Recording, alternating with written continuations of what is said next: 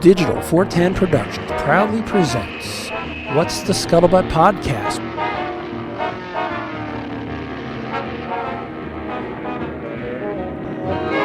Good evening, everybody. I'm a little somber, as you can tell. It saddens me to have to put out a episode of the What's the Scuttlebutt Podcast under these sort of situations.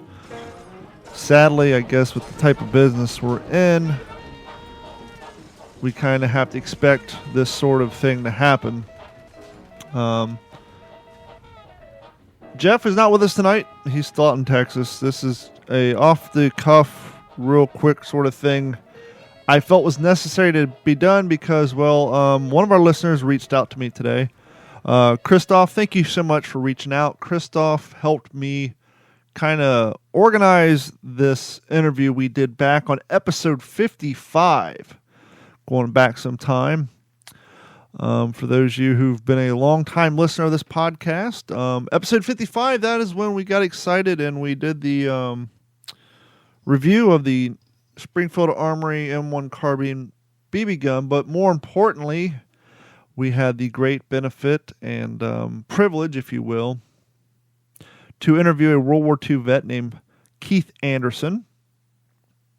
Keith Anderson was a pilot. He's part of the 398th Bomb Group. And right around that time, there was a book in the works that was getting ready to come out called Flying Fortress, Perry Powell's Crew. And it covered some of the stories of Mr. Anderson. And Christoph reached out to me today, and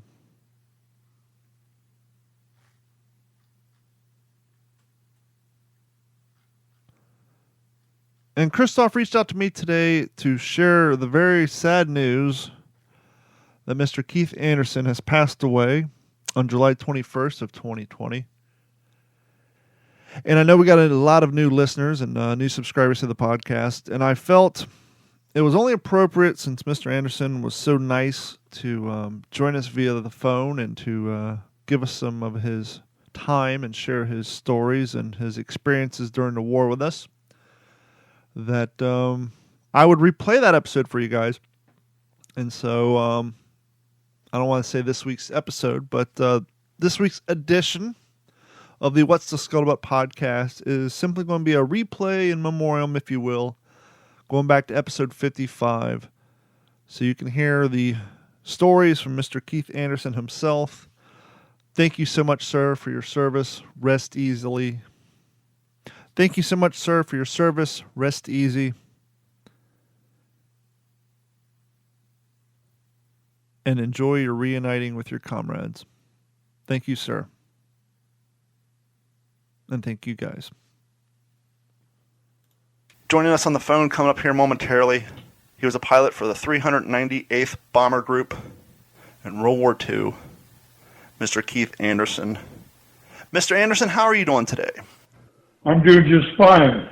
First and foremost, let me thank you for your time, for coming on our show and taking time out of your schedule. I greatly appreciate it. It's gentlemen like you that allow me to share your history with our listening audience and to educate the up-and-coming generations on the sacrifices and the trials and tribulations that your generation went through to make our freedoms possible today. So first and foremost, thank you for your time and thank you for everything you've done for us. You're very welcome. Well, let's go back to the beginning, if you don't mind. Where we tend to start all this, first and foremost, is we'll go back a little bit to Pearl Harbor. Do you remember where you were at during Pearl Harbor? I was a freshman at Reed College in Portland, Oregon, and they didn't permit fraternities and sororities at Reed. They had living groups instead, and they were just independent to the college. And I lived in a long structure with several what they called houses in them. The building was probably 1,000 feet long or more. And it was divided. The east end was male living groups, and the other end was female. these houses were 3 stories, and each wing of those 2 wings, men and women, they were further divided by just partition walls. Inside of each, there were 2 or 3 rooms on each floor. Well, they came in and bound and gagged us all individually in bed. They do living groups, and they call them houses. I lived at the time in what was called Doyle House. It's a long story, but we'd had over the years, some of these houses accumulated symbols of their house. And our house was, the symbol was an owl. They called it the Doyle House Owl. And one of the other houses in our wing came in and stole our owl. Then on Sunday evening, we had, it was custom to have an open house where you would invite all the college to come to your house and chit chat. Kind of a way to encourage new freshmen and that to come possibly join your house? No, it was just a safe social occasion to get to know other members of the other houses that would come and visit you. Sure. It was just a purely a social expanding your membership of your class. I got you. At any rate, they had stolen our owl. So they were having an open house, and it turned out to be the day of Pearl Harbor, which we didn't know was going to be there. We all knew the war was coming, but so they invited us to their open house, which is going to be on Sunday, December 7th, 1941. And so we knew that they were going to feature our owl at the open house, so we wanted to steal it back before they could show it off. So we assembled a bunch of friends on the campus and stormed their house physically, battering our way up to the 2nd floor where the owl would be on display. And somebody came and said that the Japanese had just bombed Pearl Harbor. Well, that put an end to our raid on their house right away. Your owl was abducted by the fellow house on campus. They secured it up in the 2nd floor of their home. You guys put together a rescue team. You got some battery rams because, this is your mascot. This represents you, your house, and what you guys are all about. And they abducted it. And so as far as you guys were concerned, the only thing that mattered at that point in time was the retrieval of your beloved owl. And as you're in the middle of literally taking a ram and barging your way into their home or their house to acquire your stolen property, that's when news came down to you guys that the Japanese had just bombed Pearl Harbor. And it's amazing. Right. It's amazing how quickly your priorities change and how much something that you thought was very important, that your entire existence relied on it, now meant nothing because something far more important just happened. And it's amazing how that changes a young person's priority. Well, to an extent that's true, but you have to realize that Pearl Harbor wasn't a total surprise. We'd had the negotiations and all kinds of things with Japan leading up to that time. So while the attack on Pearl Harbor itself was unexpected, an altercation with Japan was not unexpected. Yeah, because part of Japan's deception policy at that point was we were actually getting ready to sit down and kind of not really come up with a peace treaty, but come up with a neutrality treaty saying, hey, you mind your own, we'll mind ours. And they were kind of just playing along to keep us off guard because they knew they were planning this attack. And so, like you said, it really wasn't unforeseen that this may happen because we have had issues with the empire, the Japanese empire, but they were kind of playing a smokescreen tactic by pretending that they were going to sit down and sign this treaty with us, and then they bombed us. Yeah, well, that's true. So the bombing, of course, was, and particularly the Pearl Harbor, was totally unexpected. At any rate, it put an end to our raid to recover our owl very soon. And from then on, the inclination is to go down and join the army to fight the Japanese. But and some of the folks did that right away. But most of us, feeling the war was coming on, had already started thinking about how we were going to end up serving our country. Before we move on into your enlistment into the military, just for our listeners' sake, out of the sense of patriotism and solidarity, did the other house relinquish your owl back to you? Did we ever what? Did they ever give you your owl back to you out of a sense of patriotism and solidarity as a single nation after the bombing? Did they give us back our owl? Did they give it back to you? It's been stolen several times since then. It became practically a tradition. I'm just picturing this in a movie sense. And in the movie, I think, to get everybody on the side of everyone, you would have that scene where the head of the other house would come down the stairs and say, you know what? It's not worth it, and just hands the owl over to you guys. And then you go on to deal with enlisting into the Marines or the Army or to the Army Air Corps or what have you. So I just wanted to find out if you guys did, in fact, get the owl back. Yeah. They ended up having their open house that night, and I think presented us back. But we didn't get it back from our raid, no. Yeah. At any rate, our individual focus then was stimulated to decide how you individually were going to participate in the war. And a friend of mine and I, of course, the Navy was very active recruiting in the Northwest all along.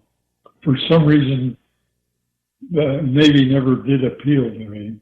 My dad had been in the Army as a truck driver and mechanic, and so I was geared towards serving in the Army like my dad had done. And most of my focus was on the Army. A friend of mine and I neither one of us had done any private flying. I'd built a few model airplanes when I was in school, but I'd never dreamed of being a pilot. But we decided, the two of us, to join the Army Air Force. So we went down to the Portland Army Air Base and enlist in the U.S. Army Air Force. But at that time, of course, the country was going from practically zero military to what was soon to be a 13 million or more men that belonged to one of the services. Yeah, because after World War I, quote unquote, the war to end all wars, we were kind of, basically the Marine Corps was the only real branch that had any sort of funding. That's why they got sent down to the Philippines and to land on Guadalcanal. And you're absolutely right. Because of the fatigue, if you will, of the American people after World War I, we had no desire to participate in any sort of conflict, which is why we, up until this point, were pretty much only participating in the war through the Lend-Lease program. But we actually, as you said, our military was at an all-time low, really, at that point, with the exception of the funding for the Marine Corps. But the Marine Corps was still using rifles and gears that their fathers used in World War I. They were still using 1903 bolt-action rifles.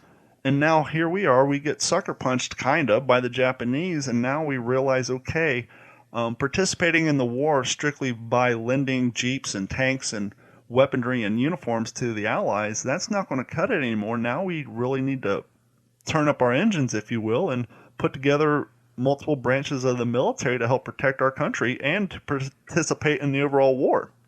Well, and particularly in the Northwest, which felt more of a kinship towards Hawaii than most of the country did. So remember Pearl Harbor became a real motto. Attracted a great following here. At any rate, my partner, or my buddy and I had joined the Air Force after Pearl Harbor as aviation cadets. Why we settled on aviation cadets, I'm not sure, but we did. And of course, the massive influx of volunteers at that time, and the armed services weren't able to cope with all of them, train them all at once. So they just put you on a waiting list. And the months rolled by, and we were getting more involved in the war all the time from a military standpoint, and particularly with the Navy, which, close to the Northwest here. The months rolled by and school seemed less relevant studying ancient history than did participating in the war. So we were getting pretty antsy. And then all of a sudden, in February of 42, I got orders from the U.S. Army Air Force to be, and they were addressed not to an aviation cadet, but to private first class, Keith W. Anderson. Well, that was my first kind of a shock with the military, or enlisted to be an aviation cadet. And what had happened, I found out with this great influence of people joining the Air Force to be pilots or navigators or whatever. They were getting so many fellows in all at once, and they were having a very high washout rate. People that just couldn't learn to fly soon enough and well enough. So they devised this program which they put into play. We were the first group that was in an air training program as a private, and they sent you to college. There was a 5-month college course for aviation cadet training. You made reference to the high washout rate back then at the time. Just for the edification for our audience, we got to remember back then we didn't have the vitamins, the proteins, the health regimen we have now, and the technology to maintain one's vision. And so back then, a lot of people were colorblind. Their vision wasn't as well as it is today. Obviously, we didn't have corrective surgery like we have now. And so one of the leading factors, or two leading factors I would assume, and you could tell me, is one, people's vision. But let's also keep in mind that these planes back then, the navigational systems were the top of their time, but compared to nowadays, they're very rudimentary. And correct me if I'm wrong, you guys had to be pretty good with math, especially when it came to navigating and using basically to know where you are on the globe when you're in flight, correct? Well, it was a lot to learn in ground school, but just the flying itself, learning the skills of landing and bad weather at night. A lot of people just couldn't take the pressure of learning the act of flying itself. So there was the ground school that some of them couldn't cope with, and the actual flying. Now, washout came from the flying generally. Now, do you remember the first time you went up in an airplane, the feeling you had, the sensation you got, and was there any part of it that made you say, I really want to do this, or was there a part of you said, whoa, I don't know if I can handle this? No, I didn't wonder if I could handle it. It was a lot of fun, and I can sort of remember that first flight, but I didn't come down particularly exhilarated, because by then I'd been in, well, let me back up to those college training detachments. Sure. When they first started the program, they, on the basis of testing that they did and on your previous record, they divided you into 5 groups. One group which would graduate each month. And from then, after, all groups would go for 5 years in the college training detachment. So I'd just come out of college, and I was passing high grades in all the tests they were giving me. So I was put in the second group. At that time, the Air Force was graduating 1 class per month, or approximately 1 per month, about 10 or 11 per year. Can you remember off the top of your head how many cadets were in each class that graduated each month? No. Okay, I was just No, I don't. okay. I was just trying to do the math to try to figure out how long it would take for us to fulfill the need for pilots at that time, because obviously we were in a big hurry. However, if we're doing 1 a month, obviously they had the numbers sorted out so that we could sustain the need that we had for our pilots. I was just curious. Okay, they had the Air Command divided into 3 sections: the Pacific Coast, the Midwest, and the East Coast. And each one of them had their own cadet programs, and they operated separately from each other from an operational standpoint. So at any rate, when I finally got my orders, it came through the private T.W. Anderson. And rather than go to the Pacific Coast Command, I was assigned to the Midwest Command, which was headquartered in at Randolph Field in Texas. And I was disappointed, but there wasn't anything I could do about it except go on with the flow. First of all, the idea was you'd get 1 month of basic military training before you even went to 5 months of college. So my initial assignment was to Buckley Field in Denver, Colorado. So when I got my first orders, I was a private and I was being sent to Buckley Field in Denver, Colorado. Up to that point, I'd been thinking in terms of the Pacific Command, which was centered out of Southern California, and Santa Ana was the focal point for the Pacific Coast Training Command. I forget what the East Coast was. Some air base down in Florida. At any rate, there I was, first in Denver, Colorado, and then sent out to my college training detachment that I was assigned to was at Southwest Missouri State Teachers College. And I was put in the second graduating class.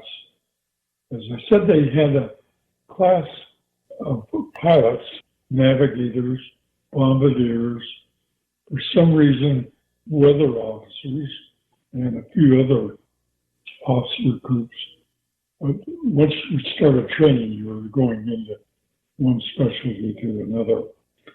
After a week in Denver and 2 months in Missouri, I was sent to Randolph Field in Texas. And that's where they made assignments into the training command. You took a lot of tests, physical tests, mental tests, and so forth. And each day they would come out with a list of who went where. And I was down there about a week, and my name hadn't come up on any list at all to go and talk to anybody. And all of a sudden there it is on the list, and I'm assigned the Class 44B, which would be the second graduating class of 1944.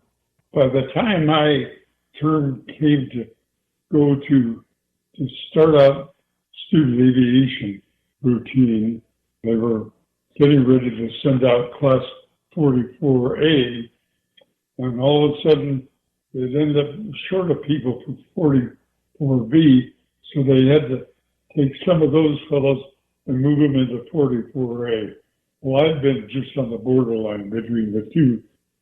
So I ended up actually joining and becoming an aviation cadet with a class of 44A.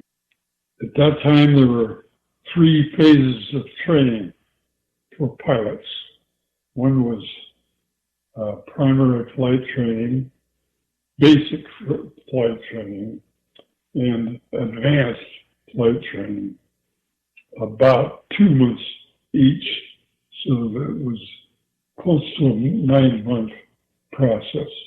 In primary training, you started out with a single engine, fixed wing, fixed landing gear training plane. A lot of them were the popular Stearman twin wing airplane. A lot of cadets learned to fly in those. And Fairchild PT-19s, PT standing for primary trainer, and 19 was the designation. So I learned to fly basic flying in that, landing, taking off, aerobatics, precision flying over the ground for navigation training purposes. And that was an intense course. 1/2 a day of flying and 1/2 a day of ground school. And the ground school subjects you were studying were compatible with the flying training you were getting. And it would be night flying navigation, and then basic military training in the ground school. And I'm sure as you're doing your in-flight training in your Fairchild PT-19, the brass and those who are in charge of the training are probably assessing which pilots would be best as a fighter pilot, which pilot would be best as a bomber pilot. Well, they were just concerned with teaching you their phase of the training.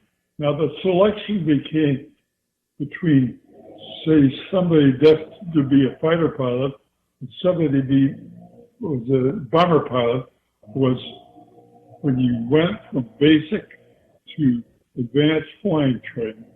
If you were going to be a fighter pilot, you just continued with a single engine airplane, AT-6, which is still, they're still flying AT-6 all around the country.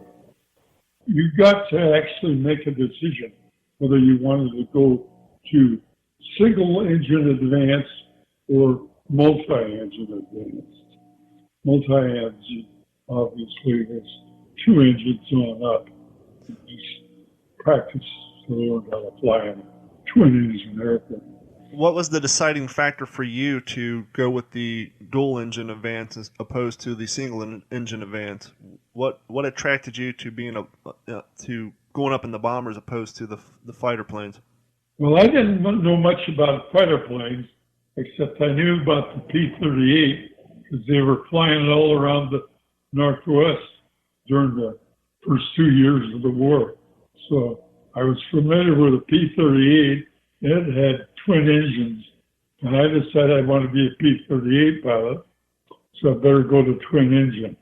Turned out that was the best way to get into P-38s, but at any rate, that was my thinking at the time. I didn't know much about airplanes at all. I knew a B-17 actually. They were built in Seattle. I knew the difference between bombers and fighters, but I didn't know the slightest idea of what was involved with each.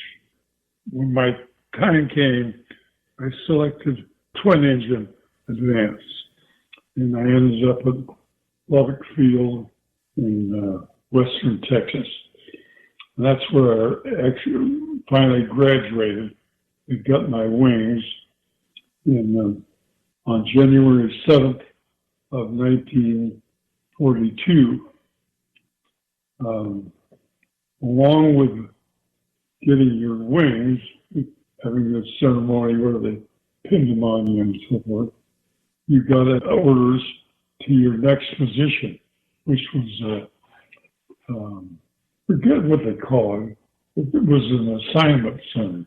It's where you went out as a brand new second lieutenant, brand new pilot. The replacement depot? Yeah, replacement depot. Right. First of all, you were given a 30-day leave at home and then sent to what was called a rest and recuperation center, where after all of and there was a lot of pressure on during flying training. You were supposed to be able to get rested and recuperated from that rigorous training. And there you would also get your first assignment for actual tactical training. So I was sent to Salt Lake City, Colorado, which was a replacement center for the West Coast. Well, maybe it was for everybody. I don't really remember that now. I know there were hundreds of guys that were assigned to Salt Lake City replacement depot, and with nothing to do except sit around and play cards and tell stories.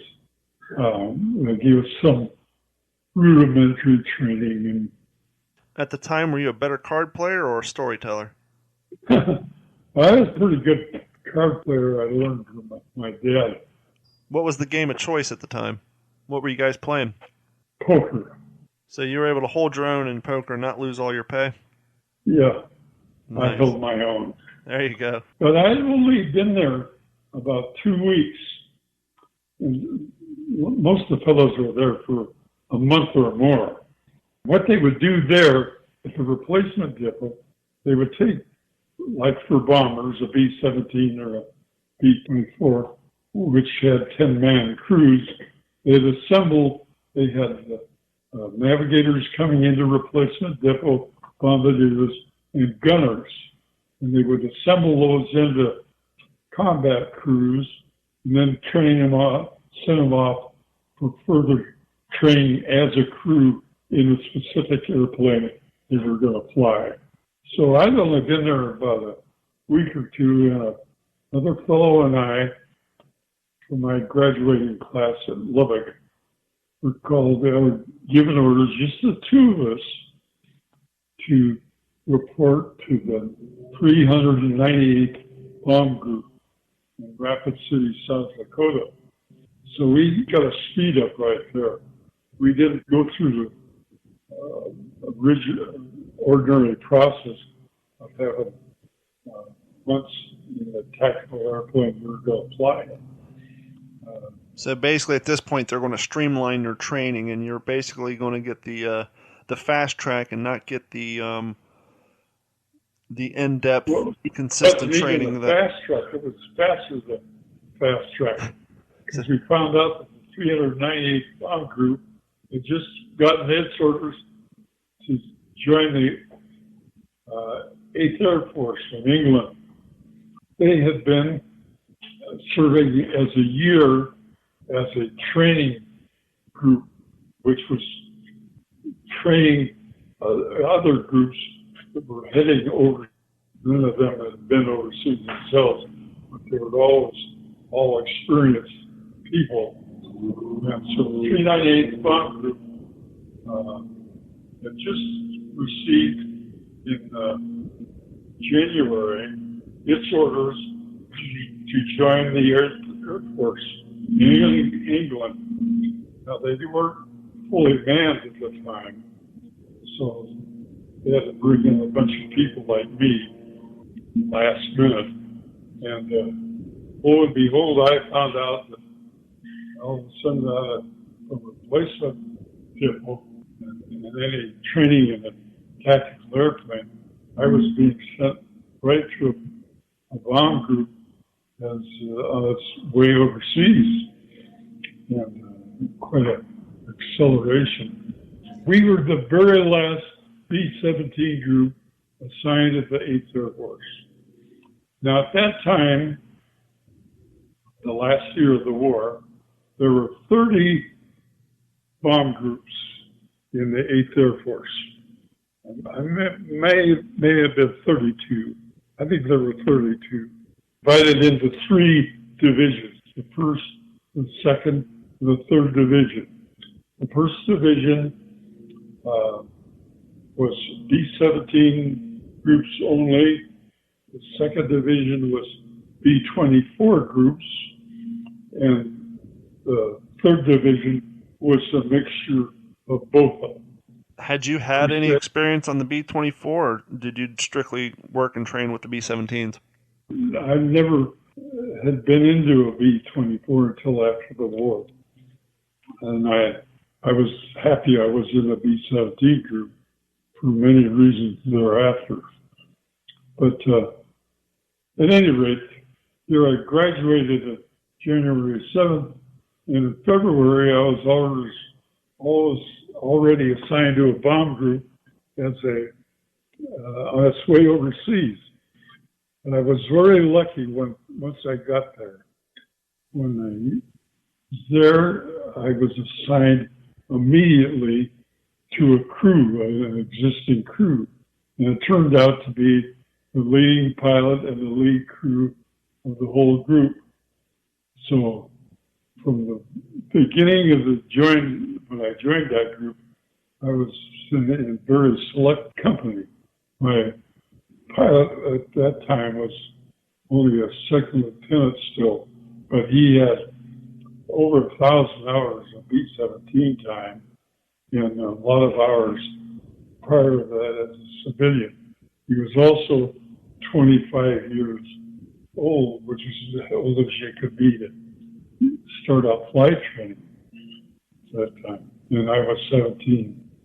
But he had a world of experience, and so I came right under his tutelage, and I was a very lucky guy in my career from then on. Now, correct me if I'm wrong, but you were one of the youngest guys in your group, were you not? Yes, I was. My birthday was in March, so we actually flew overseas in late March, 43. At any rate, one day at Rapid City, there were some brand new, right up the line B-17 sitting there waiting for us. Each crew was assigned an airplane of its own. And immediately we went and painted ours up and named it and so forth. Do you remember what you guys named it? Yeah, they named it Anytime Annie, after the girlfriend of some guy, one of the gunners on the crew. And the interesting thing is that we flew those airplanes over to England, and 2 days later, they were all gone, and we had brand new airplanes. Just used this to fly them overseas, because they still had to go through a modification center in England to get it up to snuff for combat. I understand at that time, the manufacturers would every now and again completely revamp their airplane. So, and with what they call a new model. And we had the brand new Model G, A, B, C, D, E, F, G model of the B-17. But even then, in combat, things progressed so rapidly, they'd have to make changes. They decided they were going to make a modification to the airplane right away. They had modification centers right in England where they would send the airplane and get it prepared for combat. So they took our brand new Anytime Annie away from us, and it went to Modification Center, and eventually was assigned a group. And I read later that it was shot down on about its fourth or fifth mission over the North Sea. So Anytime Annie didn't last too long. From then on, we didn't bother naming our airplanes. We also found out that as a lead crew, you flew special airplanes. For one thing, they were equipped with radar. All the airplanes weren't equipped with radar at that time. And they had special bomb sights and special this and that. So each group had 6 or 7 lead airplanes, and then the lead crews would fluctuate flying those lead airplanes. Now, I understand you quickly learned there was a disadvantage almost to being a co-pilot in a lead airplane, and when that happened, an NCO or a member higher up would oftentimes take your seat, and you were relegated to being a observer to the tail gunner. Is that correct? Well, yeah. I soon found out, and I wasn't very happy about it, that the co-pilot on the lead crew was replaced by generally a senior officer. Our group commander was a full colonel, and he flew several missions with us, with him sitting in the co-pilot seat, me flying as a tail gunner. And I wasn't very happy about being killed as a tail gunner after I'd spent all that time learning how to fly. You just went from seeing what's going on to watching what just happened out the back and staring at the faces of the gentlemen flying behind you. Now, yeah, it was a good place to be, because later on I saw a lot of airplanes blow up. The tail used to come off intact and flutter down on its own, and often you see one figure jump out of there and open a chute, and nose chutes coming out of the main section of the airplane. So from that aspect, being a tail gunner was favorable. From a logistical standpoint, was the escape hatch closer to the tail or to the cockpit of the plane? You could get to it quicker. The escape hatch for the tail gunner was its own escape hatch right next to the tail gunner. So we could get out of there in a hurry.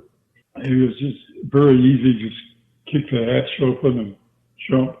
Were there any times during the war that you had to evacuate your plane, or your plane didn't make it home from a mission? We had an engine catch fire as we were climbing to altitude, and the engines had a built-in fire extinguisher system, but we actuated that, and it didn't work, and it kept burning, and we decided the plane was going to blow up any minute. We better get the hell out of there.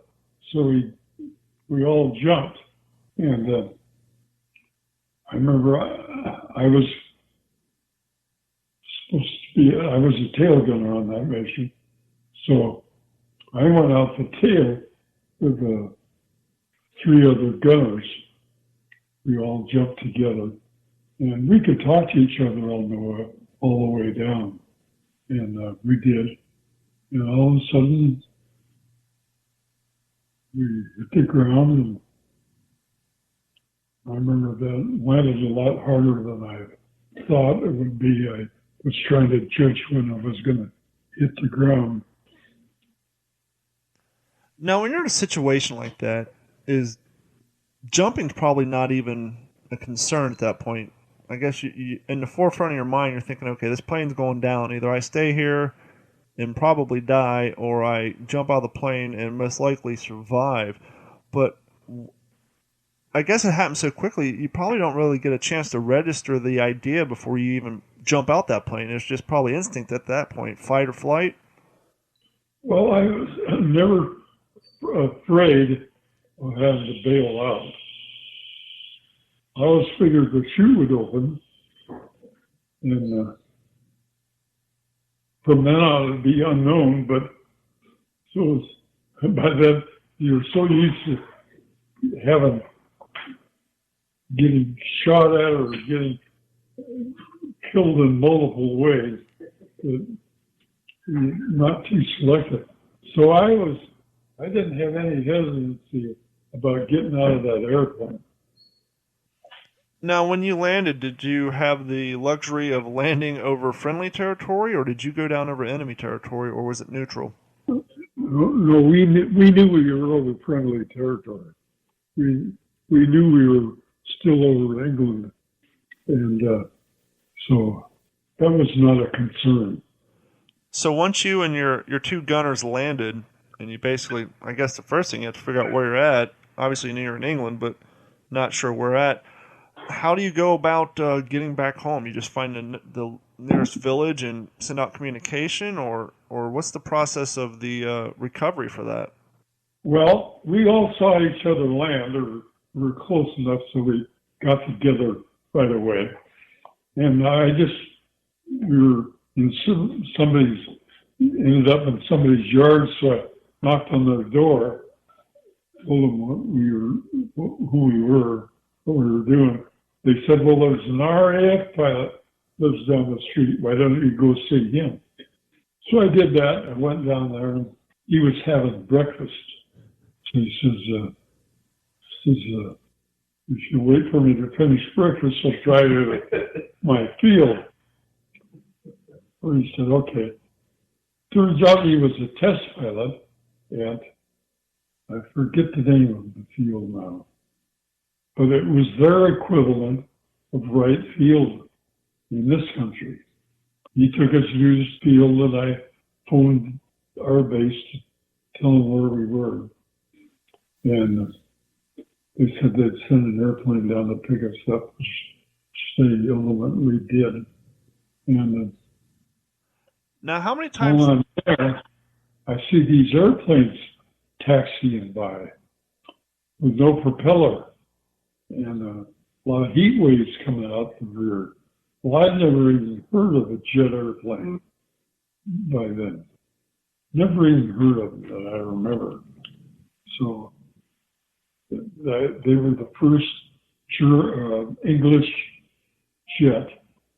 And I forget the sequence of events by then. But by then we knew that the Germans had a jet airplane, whatever that was. And we should see them occasionally. And here was the British answer to the German jet, but they were way far behind. It was the Gloucester Meteor, I believe, was the first British. It was the Gloucester Meteor. It was the English airplane. What was your impression when you heard that thing take off? Because clearly the audible output of a jet engine is far, far superior than that of a prop plane. I mean, just the noise those things put off. What was your first impression when you saw that thing taxiing out on the runway? Well, they did make a lot of noise taxiing, and they took so long to take off that they were practically out of sight down the end of the runway. By the time they got off the ground, you couldn't hear them anymore. So I didn't have any impression at all. Oh, I got you. Now, during the war, how many times did your aircraft, or how many aircraft did you lose due to mechanical failure?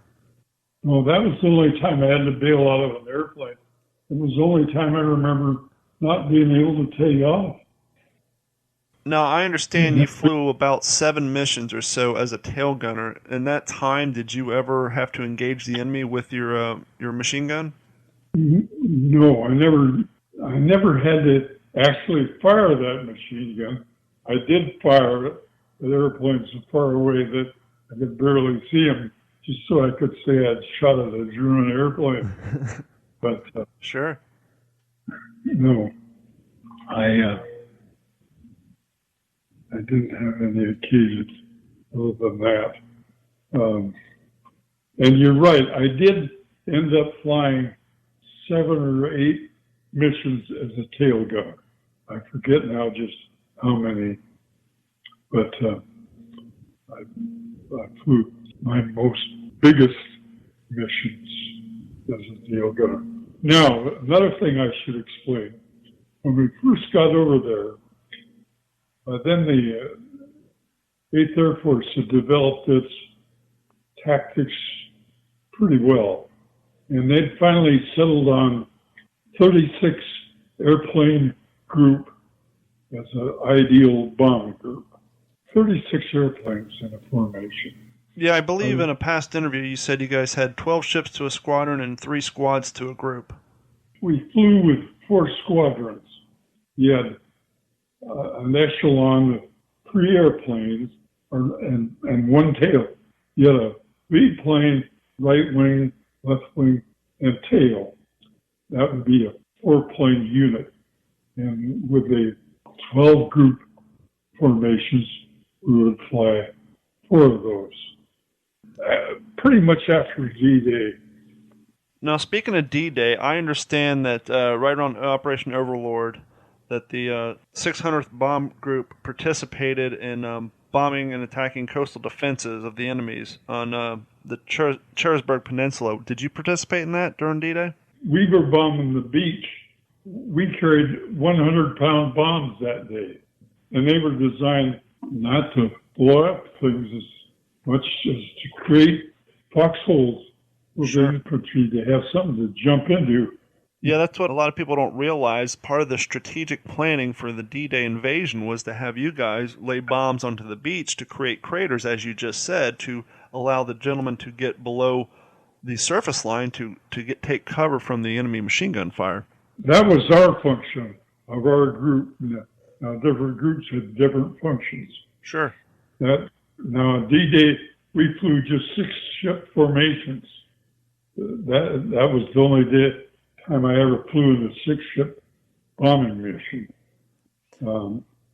Was the flak fire real bad on that day, or were they pretty much caught off guard?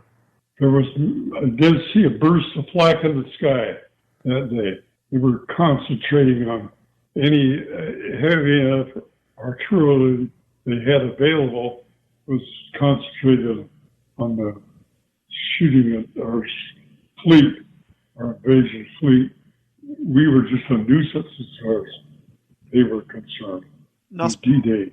Now, speaking of flak, the first time you experienced flak, what can you compare it to? I mean, probably very little. I mean, is it like, obviously you have shrapnel penetrating your plane, but when those bursts go off, do they create blast waves that create turbulence, or is it just simply the shrapnel penetrating your plane? An 88 shell would blow a plane apart. They had 88, 90, and 155, I think.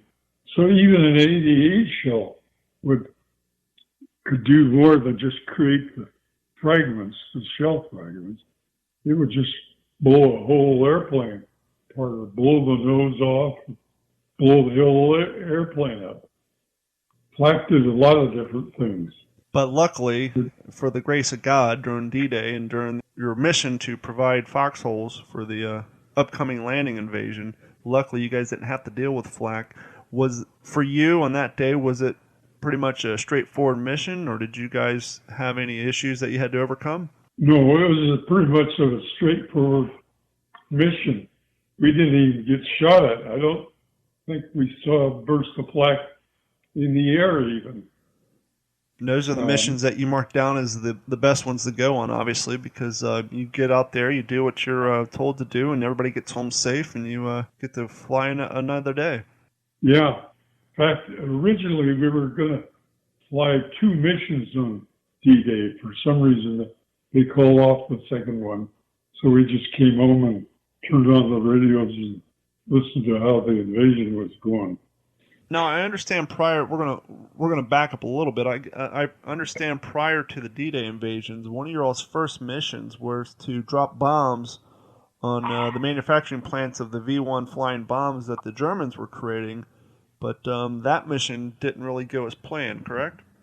I'll back up a little bit. Sure. Our very first mission that we flew was May 6th, 1942, and it was to bomb a buzz bomb facility on the French coast. When we first got there, we didn't know anything at all about buzz bombs. Now, we didn't even drop our bombs at that one. Our second mission was to Berlin, and that turned out to be not much of anything either for us. Berlin was one of the toughest targets there in Germany, but a lot of the war was just the luck of the draw. Let me explain one thing. We prided ourselves on flying good, tight formations, figuring that the Germans, well, I'm sure it was true, they would rather fly through a loose formation that was where the airplanes were all close together and had a lot of machine guns. You realize there were 13 or 14 50 caliber machine guns on the B-17. It was just brilliant with armament. So they could send up a lot of shell. When you had the airplanes flying close together, it just made a more concentrated area of machine gun bullets. The Germans had to fly it through to get to us, and if we were all spread apart. Well, it always amazed me how well your gunners did flying in those tight formations, and especially when, under attack by the Germans and the Messerschmitts, how well they did not hitting friendly, their other comrades, the other planes. I mean, you guys are in close formations. They're trying to lead the target, if you will, as the enemy plane's flying. But they also got to be mindful of the fact that there's so many other B-17s around them. It always amazed me how well they did it, not, accidentally shooting one another and taking friendly fire. Well, still amazes me, yeah. Yeah, we used to think the same thing. But that was another story. I don't know of any instances we had where we thought one of our airplanes had been shot down by another airplane in the formation. Yeah, it's remarkable. Would you say that your flight over Berlin was one of your toughest assignments, or was there another one that stands out in your mind as being one of the hardest assignments you had to complete? Well, I went there 3 times. I don't remember the first 2 specifically, except we didn't get shot at. But our airplane wasn't shot at much. But the third one was my third from last, and that in itself was significant because I didn't have too many more to survive to get home. So I said, boy, I sure don't want to get shot down over Berlin. And 3 of the lead planes in groups ahead of us got shot down. And I was mindful of that when we went over. But fortunately, we got through that unscathed also. Did your group participate in the support during Operation Market Garden? Yeah, we did. And I did too. What was your key role on that day? What was the main target? Were you guys going after gun emplacements? Were you bombing manufacturing plants? What was the key role for your providing support during Market Garden? Well, I don't remember specifically what we were. I think we were just bombing troops or groups of trucks or power stations, railroad bridges, and basically anything that would help interrupt the logistics of the German army. Right. Mainly we were after trying to kill German troops, as I remember. But you had the lead airplane. You had the pilot of the lead airplane. Now, a lead airplane flew mostly on autopilot. You just turned on the autopilot when you took off, and kept it tuned in from the rest of the business. mission. So it wasn't particularly fatiguing to sit there and dial, twist knobs instead of fighting those big controls. So you didn't have to have a co-pilot to fill off with. That's why the mission commander would sit in the co-pilot seat, because he didn't have to fly at all, just sit there on the radio and command. So in September, our squadron commander got promoted. So my pilot, Gene Douglas, became squadron operations officer.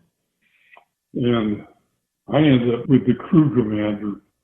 Actually, at the same time, by then we'd gotten a lot of replacement crews in. And replacement crews, you'd have an experienced pilot fly with them for their first two missions. So by September, I was doing mostly that, and a few times they sent me along as the squadron command pilot. Now, you had your lead squadron with the group commander and the lead pilot of the mission, and the group navigator, the group bombardier, or the representative. And then each squadron had its, the high and the low had its commanders. So I was doing a little bit of each. I was flying the new crews on their first two missions. I flew with about 6 or 7 new crews on their first 2 missions. I flew a couple times with our old crew, and my pilot was the squadron commander. So I did quite a bit of that. And then September, October, November, things settled down. November, my pilot was leading our group on a mission, and he got shot down, and and the navigator with him, and they both survived and became POWs. We were at the same camp together. And about that time, I was promoted to becoming a flight commander. That was just wasn't a rank. It was just from then on, I only flew on lead airplanes, either as a pilot or as a squadron command pilot. Sure. I flew several missions as a squadron command pilot through December. On January 23rd, our Colonel Huddle shot down and killed, and we had a couple of good, capable squadron commanders. Instead of turning the group over to one of them, they brought in a guy from staff, Lieutenant Colonel Ensign was his name, and he'd flown a couple of missions with us earlier, just as sort of a tag along. First thing he did was when he took over from Colonel Hunter, and we didn't worship Colonel Hunter, but all of us really liked him. We felt he was a good commanding officer, and this guy started ragging him, and pretty soon everybody hated him, Lieutenant Colonel Ensign. About that time, and after December, few of us that had been with the group for a long time, at least had been overseas, started thinking ahead to the time the war would be over, and we would go to Japan. So we decided we wanted to stick together, and during January, very few of us flew any at all. By that time, you were in that squadron where you were determining when you flew or not. You pointed yourself as either the lead pilot or the command pilot. So if you didn't appoint yourself, you didn't have to go. And when Colonel Hunter got killed and replaced by Ensign, all of that changed. We wanted to get the hell out of there just as soon as we could. At that time, the flight mission quota was 34, correct? You guys had to fly a minimum of 34 before you were considered to head home, correct? No, it was 35. When we first got over there, it was 30. And then they prorated it so that if you'd had a few missions when they upped them, you didn't have to fly the full 35. And I had flown 6 missions by the time they did that. So I had to fly 34. My number was 34. And then if you flew during your career, once you flew 10 lead missions, lead crews had a higher attrition rate. You got credit for 5. So that's how I ended up with 34. And then 5 less for being more than 10 missions. So I had to fly 29. As you got to counting down your missions, that when you got closer to the end, when you got closer to number 29, because of the fact that you had flown so many lead missions, did that affect your nerves at all, or did it make it harder, or was it just, kind of like, hey, it's one less mission, let's get this over with and go home, or was there any superstition that kind of kicked in, saying, my number's going to come up the closer I get to hitting my quota? No, but I remember our squadron commander was a West Pointer, good friend of mine. By then, after Douglas got shot down, he became squadron commander. And so it ended up that we were going to fly our last mission together. And I remember calling him aside and saying, listen, we've flown 29 or how many up to this date. Let's not get shot down on this last mission. Let's make sure we get home. So let's just keep that in mind. So that's the time I actually thought the whole way, this is my last one. If I can make it, I'm through. So yes, that did finally come to pass. Now, during your time in England, I know a lot of the officers from the Army and other branches of the military, they would oftentimes get almost like an adopted family to live with, so that during the downtime, they didn't have to spend so much time, in the bivouac or in a tent. They were able to retire to a home or something a little more accommodating than a cornice hut or a. During your time in England, were you assigned to an adoptive family, or did you spend most of your your spare time living on base? Yeah, I never heard of that adoptive family. I don't think any of our people did that. I think they all had their own, lived in a Quonset hut. Sure. There. All the fellows that I can think of lived in Quonset huts. Where was one of your favorite places to visit when you had a little R&R and you got to step away from the base for a little while?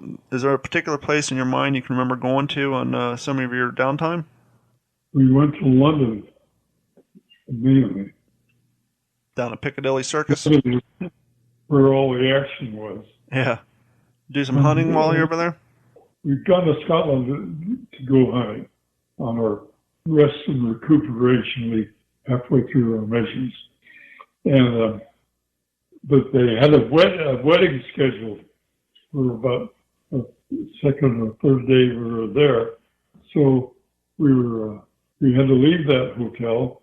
We were trying to find another one. But by then, it's a long story, that trip to Scotland in itself. We worked through a travel agent there, and he said, I'll help you fellows out all I can with things to do up here. But he said, there's a young lady that I just hired as a guide, and if you will let her guide you on a mission, or guide her on a trip, sign you to her. So she did it, and she was a delightful gal, and she lived there in town in Aberdeen with her parents, who was a retired engineer from South Africa. So they had an extra bedroom.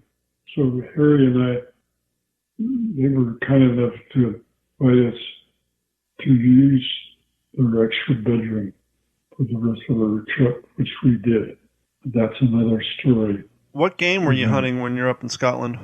You guys going for deer, pheasant, quail? What were you guys hunting for? Just anything? Well, what they mainly went for was grouse up there. They would have these big hunting parties with about 20 or 30 people with shotguns, beaters, and they would beat through the bush and flush out these grouse, and they would shoot the grouse. Well, we didn't have any of that. We were there about a month before hunting season, so they just let us go out and shoot pigeons on the property. Probably not the same level of delicacy between that and a grouse. Yeah, right. But at that point in the war, it was probably still pretty damn good eating compared to what you're probably eating back at the base all the time. Oh, well, we ate fairly well back at the base. I never complained about the food there. Now, during your time during the war and flying over Europe and Berlin, and did you have anyone back at home waiting on you that you wrote letters to? Did you have a sweetheart back home, or did that come later on after the war? Oh, I had a sweetheart. Did that make it easier to pass your write a letter almost every day? Yeah, that's what I was going to ask. If it made it easier to spend your downtime writing letters home to help you kind of decompress and to process everything you went through. But obviously, you probably kept a lot of that to yourself so that you didn't worry the person you're writing to, I would assume. Yeah, well, I used to write to my folks just to keep them from worrying. Wouldn't keep them from worrying, but help them out a little bit. Sure. Now, I know, as we said before, you had a quota of how many flights you had to get in. And I know your last mission was on February 23rd. Do you remember that mission and what was going through your mind? I know you spoke a little bit earlier about talking to friend of yours about making sure you guys didn't get shot down. Did that mission feel longer than it actually was, or longer than any of the previous missions because you knew it was your last? No, although it was scheduled to be a longer one than it was. It was scheduled to go into Pilsen, Czechoslovakia, which is right at the tip of that bulb of Czechoslovakia that went into Germany. And by the time we got halfway there, they'd called off the mission. I forget why, maybe whether it was too bad or whatever. So we actually were told to bomb a target of opportunity. And so I called up the navigator and I said, okay, we can find that day we were bombing railroad stations on all our targets I knew about. So I said, let's find a town in Germany on the way back. Find a town that's got at least two railroad lines intersecting in it. We'll call it a marshalling yard, and that'll be our target opportunity. So we picked a town called Kitzingen, Germany, and we bombed that. And there were a couple of rail lines there, and we bombed it, and had a beautiful pattern, a beautiful strike. And as far as I know, the only time Kitzingen was bombed during the war. We got home and it was just very uneventful. So you just completed your last mission. You met your quota. Did you get sent home right away, or was it more of the standard hurry up and wait that the Army is known for?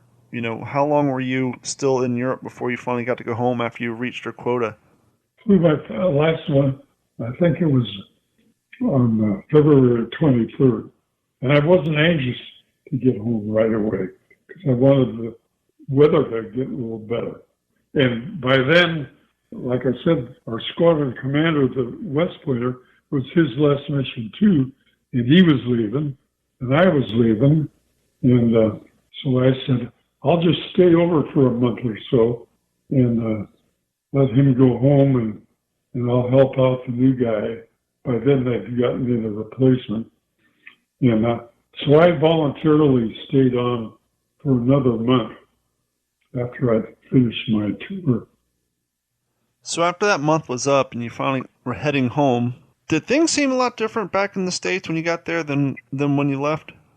Obviously, the economy was better. Did you feel like the people themselves, the feeling, the apprehension, or just daily life, what was the feeling like when you came home after being gone for so long?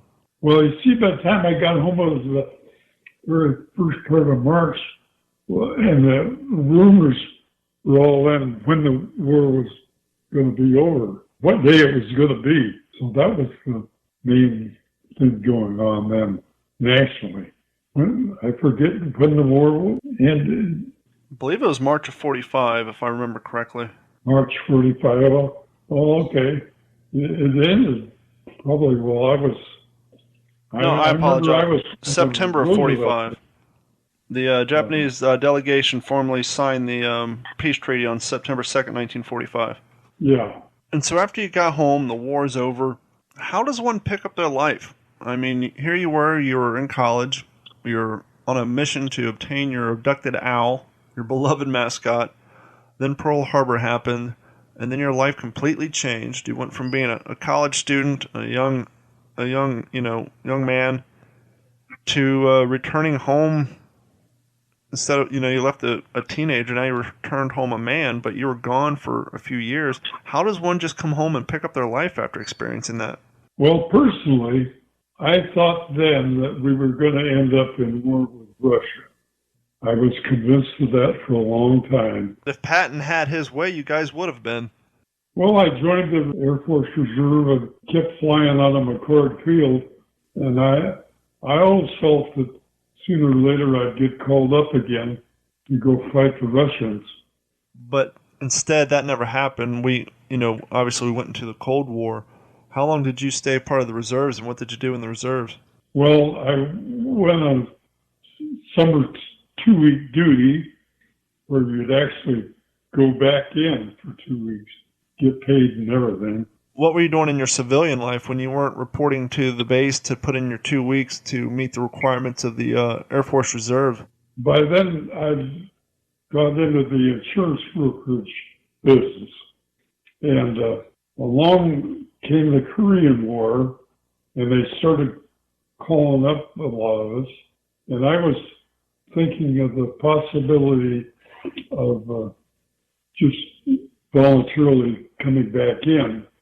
But along the way, a friend of mine and I, in college after the war, had gone into the FBI, and he was home one day, and I went and had lunch with him.